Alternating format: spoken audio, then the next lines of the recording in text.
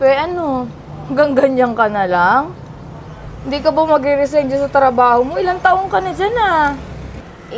Alam mo naman siya, di ba, na ako lang naman ang inaasahan ng pamilya ko. Kaya hanggang ngayon, tinitiisan ko yung trabaho ko. Girl, kaya nga kita inimbitahan dito magkape eh. Kasi meron akong business na itatayo. Eh, syempre, gusto ko kasi yung taong kukunin ko, yung mapapagkatiwalaan. Gusto ko sanang kunin ka. Kaya kung ako sa'yo, mag-resign ka na dyan sa trabaho mo. Barya-barya lang naman yung kinikita mo eh. Ano ba yung business na inaalok mo? Naku, mga bundle-bundle na mga online business. Ano ka ba, girl? Once na maging successful yung business ko, syempre magiging business partner tayo. At syempre, pagka maganda yung kitaan ng aking negosyo, magiging hati tayo sa kita ng aking negosyo, di ba? Ayaw mo? Hindi naman sa ayaw, tsaka so, ang hirap kasi, di ba, mag-take ng risk. Paano kapag hindi successful yung inaalok mo sa akin, tapos mawalan ako ng trabaho? O, paano yung pamilya ko? Paano ko? Ay, naku, girl. Ano ka ba? Kaibigan mo ako, di ba? Saka tinan mo naman yung life ko. Meron ako mga sarili kong negosyo, meron ako sariling bahay, meron ako sariling kotse. Ikaw, hanggang dyan ka lang ba? Kaya nga binibigyan kita ng magandang opportunity para gumanda yung buhay mo eh. Sige, pero pag-iisipan ko muna ha, kasi hindi naman agad kailangan mag-resign sa trabaho ko eh. Ano ka ba? Bakit ba nagdadalawang isip ka pa? Ano, gusto mo ba habang buhay ka mangamuhan? Sa business ko, dalawa tayong amo. Siyempre, business partner nga, di ba? Kesa naman titiis ka sa trabaho mo. Kasi na may ibibigay mo sa pamilya mo, di ba? Ano ka ba? Mag-isip ka nga. Hindi naman pwedeng palaging ikaw na lang yung tauhan. Siyempre, mas maganda sa pakiramdam, yung parang may sarili kang negosyo. Sige siya, pero pag-iisipan ko muna ha, basta sasabihan kita agad kapag nakapag-desisyon na ako. Siya, sige. Basta magtiwala ka lang sa akin. Kaibigan mo ko at hindi kita pababayaan. Basta siguraduhin mo lang yung inaalok mo ha, kasi syempre gusto ko kaagad may maayos akong trabaho. Oo naman. Ano ka ba? Kailan ba kita pinabayaan? Tingnan mo, dito sa restaurant, na mamahalin dito, dinala pa kita dito kasi mukha kasing hindi ka pa nakakapunta sa magandang restaurant. Uy, grabe ka naman sa akin. Pero salamat dito ha. Sige po ma'am. I-send ko na lang po yung format ng design namin para makita niyo din po. Sige po. Basta i-PM nyo lang po ako ma'am kasi lahat naman po ng design namin, kumpleto naman po lahat. Sige po ma'am. Thank you po. Okay, taray, busy-busy ah. Alam mo, hindi talaga ako nagkamali na. Wait lang siya Hello ma'am. Yes po. Opo ma'am. Available po lahat ng design namin. Talaga ma'am? Dalawang bundle? Wait lang ma'am. Ask ko lang po kung kanino pong account. Kasi dalawa po kasi kami humahawak ng account eh. Opo. Yung isa po yung kay Cha and Fe. Sa akin po. Sige po ma'am. Okay po. Wait lang po ma'am. Re-record ko lang po. Okay na po ma'am. Sige po. Hintayin nyo na lang po mama, ano na lang po namin, papupuntahin na lang po namin yung rider namin dyan. Sige po. Thank you, ma'am. Taray, daming tumatawag ah. Oo, Cha. Naku, di mo man lang pinopromote yung mga design ko. Para naman tayong di business partner niyan. Cha, tinatry ko naman i-promote yung mga design mo. Kaso, ayaw talaga ng ibang customer eh. Ako nga. Cha, hindi naman sa pagmamayabang. Huwag ka sana ma-offend sa sasabihin ko ha. Kasi yung design mo, hindi na kasi uso yung mga ganyang design. Tingnan mo nga, may nakalagay pa, leche plan, sisig, balot. Sa tingin mo ba may magsusuot na ganyan? Ang baduy kaya? Anong baduy? Ang gandang-ganda nga eh. Tingnan mo nga to. Anong gusto mo? Ako pa yung mag-a-adjust? Ang ganda nga ng mga ganyang mga text-text na print eh. Cha, alam mo, sa kapanahunan pa natin yan. Ang jejemon mo talaga. Jejemon, alam mo, akala mo ikaw lang may customer. Dami ka na-order sa akin, oh. Cha, tinan mo kasi doon mga design ko. Ang colorful. Yung sa'yo kasi patay. Ang pangit sa mata ng tao. Hoy, proud to be Filipino. Ikaw nga, may natawag sa akin. Sige na, sagutin mo na yan. Hello po, this is Cha? Yes po. Ha? Ano? Bakit design? Anong ripan? Walang ripan no. Na-order mo na, re-refund ka? Ano ka, pinaghirapan ko yan, tapos re-refund ka? Bahala ka dyan. Ano? Huwag kayong mag-inarte kayo ang nagpa-deliver dyan, tapos ngayon magre-reklamo kayo. Wala na nga akong na-order sa akin, mag-refund ka pa, bahala ka dyan.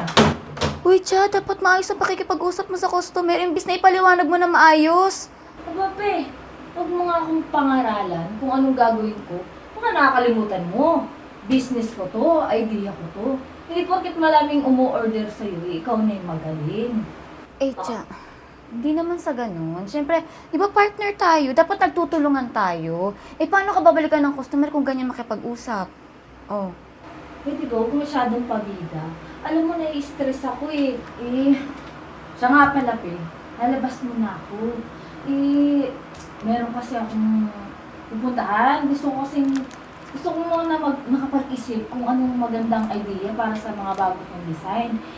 Bago ko umalis, sabihin ko lang sana sa'yo yung mga bagong print na damit doon. Ikaw na lang muna mag-asikaso ng mga print ko ha. Kasi bukas na lang ako, babalik. Kasi kailangan ko munang mag-isip ng gusto ko nang huminga muna. Cha, iiwanan mo na naman ako. Di ba kahapon iniwanan mo din ako? Tapos ang dami natin trabaho dito. Hindi ko naman kaya ito mag-isa. Baka ba naman, kaya mo na yan? Sige na, hayaan mo muna ako para at least naman maganda yung idea ko. Hindi mo ako nalalamangan, no?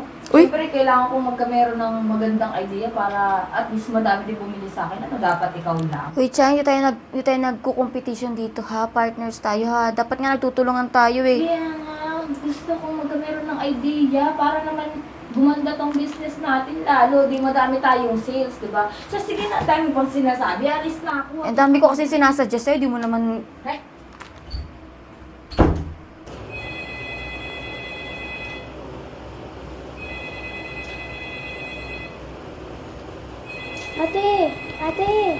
Ate, anong oras na tsaka Ano to mo?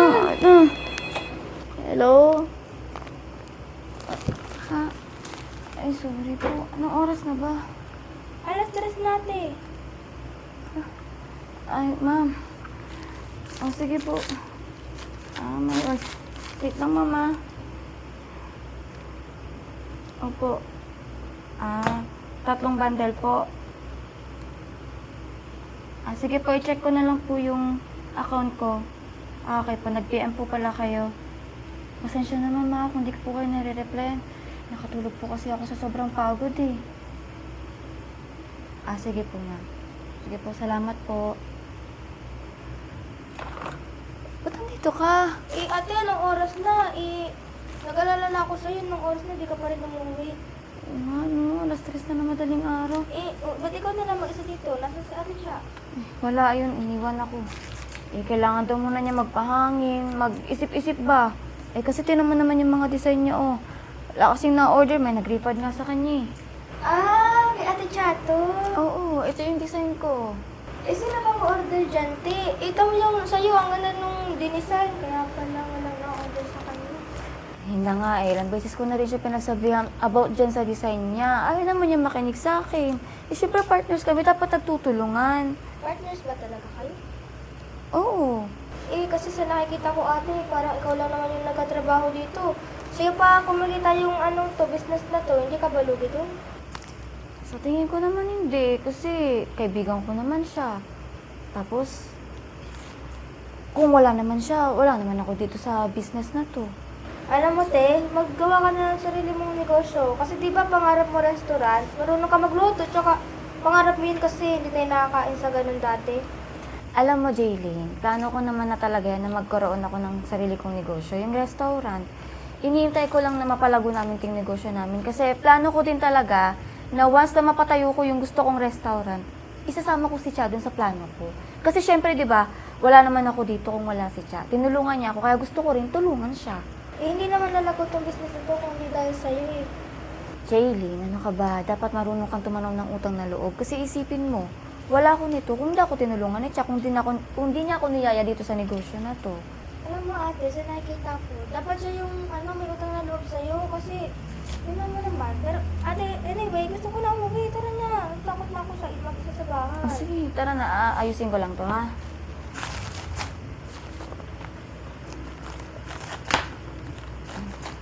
Tara na.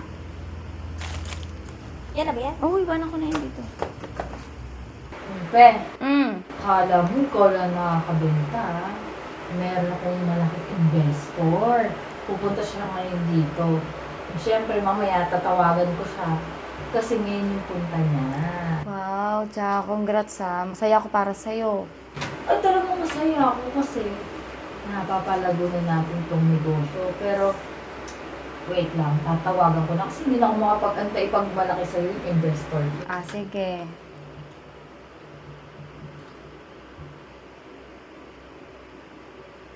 Hello, ma. Nasaan na po kayo? Sige po. Tawagan mo na lang ako, ma, pagka nandito ka na. Pasok ka na lang sa opisina namin. Sige po. Thank you po. Anay ka po namin. Bye! Girl! Excited na ako. Oh my God. Tsaka sana tuloy-tuloy na yan. Syempre. Wala nga naman magpapatalo ako sa'yo. Technically, boss mo pa din ako. Ha? Di ba kasosyo tayo sa business na to?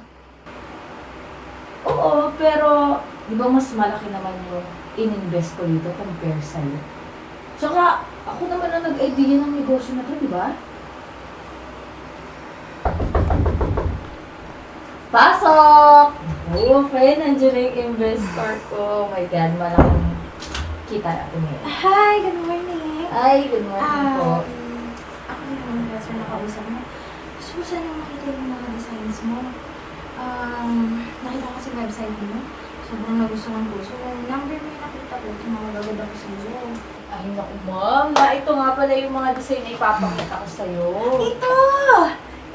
Alam mo, actually, mas gusto ko talaga siyang makita in person kasi nung nakita ko siya sa website at nakita ko yung mga designs, tuwan-tuwa yung mga kumari ko at sabi nila pag natayo yung shop, o-order talaga sila ng madami. Kasi ang ganda ng color, even the quality ng tela, ang ganda, yung fit niya, yung pagkakatay, I like it. Alam mo, Miss Cha, kukuha ako ng mga 50 bundles. Ay, ma'am, may mga design pa dito. Hindi niya pa na-check. Actually, the reason kung bakit talaga ako gusto pumunta dito kasi talagang nakita ko itong mga designs na to. Ma'am, excuse me po. Design ko po kasi to. Wala namang problema kasi partners naman po kaming dalawa and magkasosyo po kami dito sa business na to. Yun po kasi yung mga design ni Cha and ito po yung mga design ko. Oh my, I'm sorry Miss Cha kasi yung number mo yung natawagan ko, hindi ko naman alam na magkaiba pala kayo. I'm sorry, I hope na hindi ka na-offend. Pero, I'm sorry kasi ito talaga yung ipinunta ko dito eh. Yung mga designs mo kasi parang hindi siya papatok sa shop ko. Pero sige, pwede naman ako kumuha ng mga ilan para naman hindi nakakahiya sa'yo. Sorry talaga ha. Miss Pe, I'm really interested na makakuha ng mga designs na to kasi sobrang nagustuhan ko talaga. If you want, we can set a meeting kasi I'm willing to invest a lot for this. Cha, okay lang ba sa'yo? Di ba magkasosyo naman tayo dito kung ano naman yung kikitain ko dito? Hati naman tayo dun eh. So you're business partners? Yes po. Okay, that's good. I'm sorry. Yun naman pala eh. Sige, ganito na lang. Mukhang nalagay ko kayo sa awkward situation. Kung gusto niyo mag-usap muna kayo and then balik na lang ako kapag nakapag-usap na kayo, ha? Okay po, ma'am. What's your name again? Maria Fer. Okay, thank you, Miss Pe. Miss Yama, na ako ha. Sige. Thank you for Salamat entertaining na. me. Hindi dahil sa'yo, hindi ko makakilala si Miss Fe. Thank you po, ma'am. Thank you, bye. Sige po.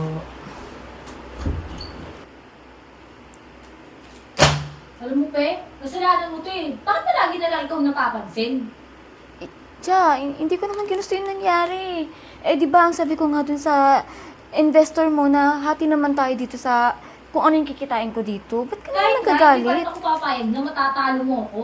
Eh, Che, hindi naman ako nakikipag-competition sa'yo eh. O sige, sabihin na natin hindi ka lang nakikipag-kompetensya sa akin. Pero huwag mo kakalimutan na ako ang boss mo. Eh, Saka napipiko na ako eh. Lahat na lang ng tawag sa'yo, lahat ng order sa'yo. Tapos ako wala. Alam mo, mabuti pa. Para hindi ako nagkakaganito. Mabuti pa tanggalin na lang kita eh. Cha, huwag naman pabigla-bigla. Eh, huwag kang padala ng ano mo, ng galit mo. Ito naman eh, di ba mag-partner tayo? Huwag naman ganyan. Tatanggalin mo ko dahil lang sa yung investor mo sa akin kumuha. Partner tayo. Pwes ngayon, hindi na. Eh, Cha naman. Eh, sige, kakausapin ko na lang yung investor mo. Sasabihin ko na lang na sa'yo na lang kumuha. Hindi, buo na yung desisyon ko. Eh bakit mo tatawagan?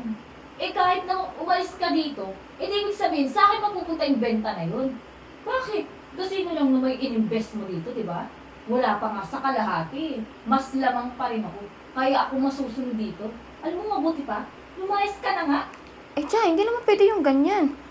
Pinaghirapan ko din naman to eh. Ako nga lagi dito yung nagpupuyat, di ba? Iniiwan mo ko lagi. Itong design na to, ako nakaisip nito ah. Kung gusto mo, ibalik ko sa'yo yung in-invest mo. Eh wala pa nga sa 1/4 yung binigay mo sa akin. Bakit siya? Paano yung puyat ko, yung pagod ko, yung design ko? Sa tingin mo ba, hindi ako nag-invest sa negosyo na to? Sinusumbatan mo ba ako? Baka nakakalimutan mo, empleyado lang kita. At kaya kitang tanggalin anytime na gusto ko. Huwag ka mag-alala. Ibabalik ko yung karipot na inambag mo dito. Oh, ano bang inaantay mo? Alam mo, kung gusto mo din ng ganitong negosyo, hindi mag-negosyo ka ng sayo. Mas ka na.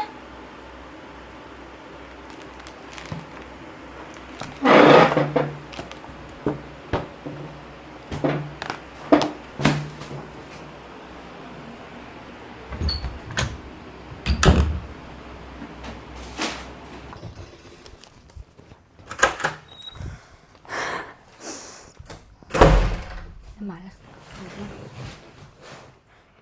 Ate, ano nangyari sa'yo?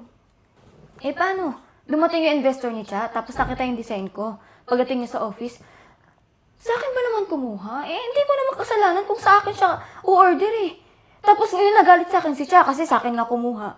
Tapos aawayin niya ako, tapos tinanggal ako sa trabaho. Ha? Anong trabaho? Eh, di ba magka-partner kayo? Eh, na ngayon sabi ko sa kanya eh. Ba't niya ako kailangan tanggalin sa trabaho? Hindi naman ako nakipag-competition sa kanya. Eh, sinabi ko naman kasi sa'yo, ate, magawa ka nila ng sarili mong negosyo. Pero, kunin mo muna yung ano mo doon, puhunan mo doon. Oo, kukunin ko talaga yun. Siyempre, sayang yung pagod ko dun eh. Kung hindi naman dahil sa akin, hindi na mapapalago yung negosyo na yun eh. Tsaka sayang din yung ano mo doon, yung pagod mo doon. Lugi ka doon, te. Oo talaga. Kasi, nagpagod ako dun eh. Puyat. Tapos ako inahanap ng mga customer. Sa tingin mo ba mapapalago na yung negosyo na yun kung hindi dahil sa akin? Hindi yun lalago, ate, sinasabi ko sa'yo. Kasi ikaw yung puhunan na pinakawalan niya. Hindi ko alam. Ewan ko, tingnan natin kung marirealize niya na nawala ako sa kanya. Ate, huwag ka na malungkot. Baka sa'yo na yan ni Lord na ituloy mo yung pangarap mong negosyo. Tutulungan naman kita eh.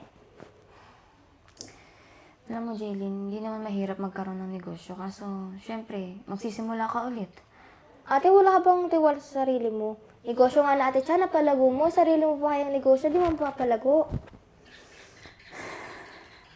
Bagay. Napalago ko nga yung negosyo ni Cha eh. Yung sa akin pa kaya. Kaya mo yan, te.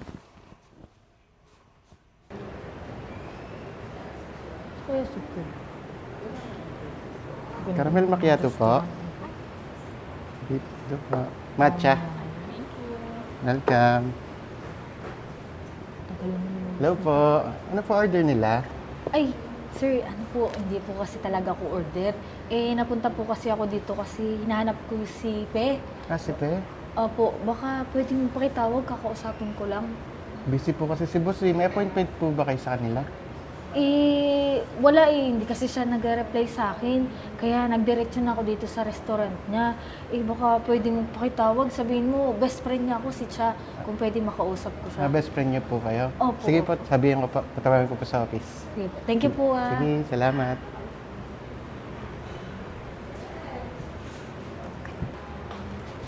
Oh, Cha. Anong kailangan mo?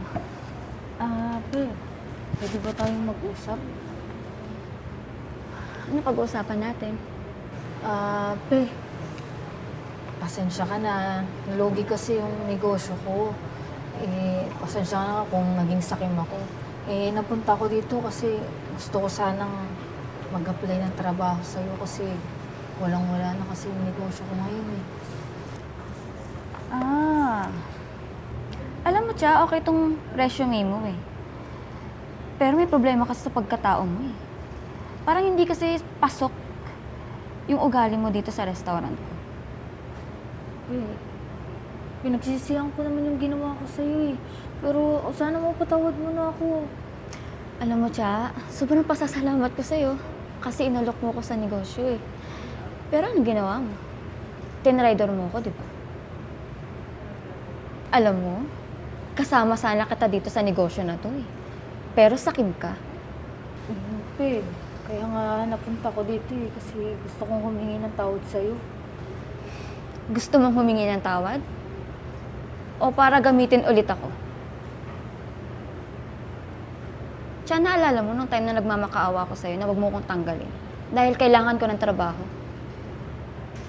Pero nagpumilit ka, di ba, dahil sa inggit mo. Pero tiyan, wag ka mag-alala. Hindi naman ako masamang tao eh. Katulad mo. Pasensya ka na, tiyan ah. Hindi kita mabibigyan ng trabaho. Wala na kasi akong tiwala sa katulad mo eh. Pero kung gusto mo kumain dito sa restaurant ko, libre na, para sa'yo. Di mo na kailangan magbayad. Pasasalamat ko na yun sa'yo.